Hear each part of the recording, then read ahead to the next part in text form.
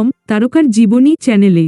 আজ আমরা আলোচনা করতে যাচ্ছি বাংলা চলচ্চিত্রের জনপ্রিয় অভিনেতা জিতের জীবনের অজানা কাহিনী। তার ব্যক্তিগত ও পেশাদার জীবনের অনেক আকর্ষণীয় গল্প রয়েছে যা আপনাদের জন্য তুলে ধরছি, তাই শেষ পর্যন্ত আমাদের সাথে থাকুন। ছোটবেলা। জিত মদনানি, যাকে আমরা ভালোবেসে শুধু জিত বলি, তার জন্ম হয়েছিল কলকাতায় 1987 সালের 30 নভেম্বর। তার আসল নাম হল জিতেন্দ্র মদনানি। ছোটবেলা থেকেই তিনি অভিনয়ের প্রতি আকৃষ্ট ছিলেন।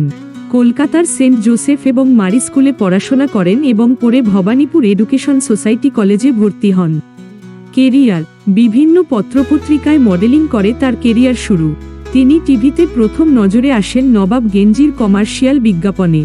এরপর তিনি কিছু টেলিভিশন সিরিয়ালে অভিনয় করেন, যেমন বিষবৃক্ষ, জন্মভূমি ইত্যাদি।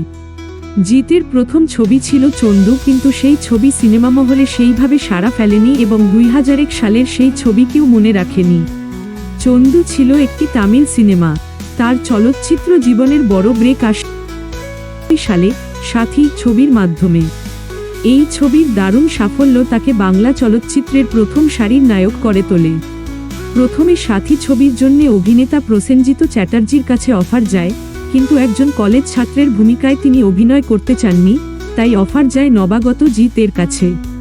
পরবর্তীকালে এই প্রসঙ্গে এক সাক্ষাৎকালে জিত বলেছেন, সাথী না এলেও হাতি আসত, প্রতিভা এবং ডেডিকেশন থাকলে সাফল্য আসবেই। সাথী ছবির গান, বিশেষ করে ও বন্ধু তুমি শুনতে কি পাও, সেই সময় বাঙালি শ্রোতাদের খুবই আকৃষ্ট করেছিল। এই সিনেমা বাঙালি দর্শককে আবার হলমুখী করে তোলে। জিতের অভিনয় সকলের প্রশংসা পায়। প্রসেনজিৎ চিরঞ্জিত পরবর্তী জমানার প্রথম হিরো হিসেবে নিজেকে প্রতিষ্ঠিত করেন এই অভিনেতা। জিত মূলত অ্যাকশন হিরো হিসেবে নিজেকে প্রতিষ্ঠিত করলেও তার করা রোমান্টিক ছবিগুলিও যথেষ্ট জনপ্রিয়, যেমন বন্ধন, সঙ্গী, শুভদৃষ্টি ইত্যাদি। কমার্শিয়াল ছবি ছাড়াও জিত অন্য ধারার সিনেমাতেও অভিনয় করেছেন, যেমন রাজা সেন পরিচালিত কৃষ্ণকান্তের উইল এবং রয়্যাল বেঙ্গল টাইগার ইত্যাদি। টেলিভিশন। সিনেমার পাশাপাশি তিনি টেলিভিশন রিয়েলিটি শোয়ে অ্যাঙ্করিং এর ভূমিকায় অবতীর্ণ হয়েছেন বেশ কয়েকবার। এর মধ্যে কোটি টাকার বাজি এবং বিগ বস বাংলা উল্লেখযোগ্য। নায়িকা। জিত এর সাথে সবথেকে যে নায়িকার জুটি সাফল্য লাভ করে তিনি হলেন কোয়েল মল্লিক। কোয়েল মল্লিক তার অভিনয় জীবন শুরু করেন জিতের সাথে নাটের গুরু ছবির মাধ্যমে। এরপর এরা বন্ধন, মানিক, যোদ্ধা, শুভদৃষ্টির মতো প্রচুর সফল ছবি উপহার দেয়। কোয়েল মল্লিক ছাড়াও জিতের সাথে যে নায়িকার জুটি দর্শক মনে সাড়া ফেলেছিল তিনি হলেন স্বস্তিকা মুখার্জি। স্বস্তিকা মুখার্জির সাথে জিত মস্তান, ক্রান্তি, আক্রোশ, পার্টনার, প্রিয়তমা ইত্যাদি ছবিতে অভিনয় করেন। এছাড়াও শ্রাবন্তী চ্যাটার্জি এবং সায়ন্তিকার সাথেও তার জুটি অনেকে পছন্দ করেন। পরিবার। জিত খুবই পারিবারিক। তিনি এখনও কালীঘাটের নিজের পৈতৃক বাড়িতেই থাকেন। 2005 সালে তিনি মোহনাকে বিয়ে করেন। তাদের এক কন্যা সন্তান রয়েছে, যার নাম নবন্যা। প্রডিউসার জিত। 2012 সালে তিনি নিজের প্রোডাকশন সংস্থা গ্রাসরুট এন্টারটেইনমেন্টের সূচনা করেন। এই সংস্থার প্রথম ছবি 100% লাভ। এরপর বস, আওয়ারা ইত্যাদি কিছু সফল ছবি প্রযোজনা করেন জিত।